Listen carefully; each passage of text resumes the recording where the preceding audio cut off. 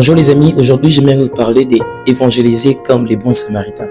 Vous savez, un jour je fais un rêve où Dieu m'a dit « Cliver, tu évangélises mal ». C'était tout simplement parce que je ne le faisais pas comme les bons samaritains. En fait, les bons samaritains n'ont pas directement évangélisé, mais il a posé des actes qui peuvent nous inspirer et nous aider à bien mener notre évangélisation. Ces actes, je les appelle les triangles des bons samaritains, c'est-à-dire les trois processus dits de bonne évangélisation. Il s'agit premièrement de l'approche. Les amis, nous devons comprendre que les païens ne viendront pas spontanément vers nous, mais c'est à nous d'aller vers eux. N'est-ce pas que Dieu avait dit à Philippe, approche-toi de ces chars. En fait, on ne doit pas agir comme les hommes religieux qui passaient outre l'homme à demi-mort. Mais par contre, nous devons s'approcher de ceux qui souffrent dans le péché pour leur annoncer l'évangile. Deuxièmement, les soins de l'évangéliser ou son encadrement spirituel.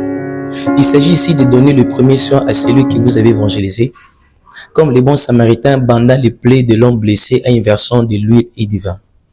Ces premiers soins consistent à donner un encadrement spirituel à travers des enseignements tels que l'assurance du salut, pour affirmer la relation de l'évangélisé avec Dieu et sa certitude de l'éternité. La croissance chrétienne, pour lui fournir des éléments qui lui permettra de grandir dans sa relation avec Dieu. Car un bébé spirituel qui ne grandit pas devient plus tard un fantôme spirituel. La communion chrétienne, pour l'aider à fréquenter l'église avec joie et amour et non pas par obligation. Cette étape de l'encadrement spirituel fut aussi respectée par Anne, qui dira à son mari, « Lorsque l'enfant sera sévré, je le mènerai au temple afin qu'il soit présenté devant l'Éternel et qu'il reste là pour toujours. » Les amis, nous aussi, nous devons faire de même. C'est-à-dire, nous devons assister les évangélisés jusqu'à grandir tout petit peu dans sa relation avec le Seigneur avant de l'accompagner à l'église. Troisième processus, c'est amener l'évangélisé à l'église. C'est la dernière étape d'une bonne évangélisation. C'est ce que Anne et les bons samaritains ont fait. Après avoir pris soin l'un de l'enfant, l'autre de l'homme blessé, ils les ont conduits à un endroit approprié.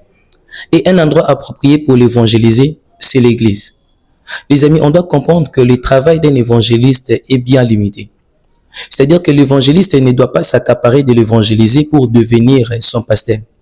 Sauf s'il a été reconnu et oint pour cela. Sinon, il doit le confier à une église là où les pasteurs prendront soin de lui. Mais aussi, il n'est pas toujours nécessaire que l'évangéliste conduit l'évangélisé dans son propre église. Il vaut mieux de le conduire dans une église qui est tout proche de sa maison pour faciliter la fréquentation. Si cette vidéo vous a béni, priez de la partager. Quant à moi, je vous dis merci et je vous donne rendez-vous prochainement. Que Dieu vous bénisse.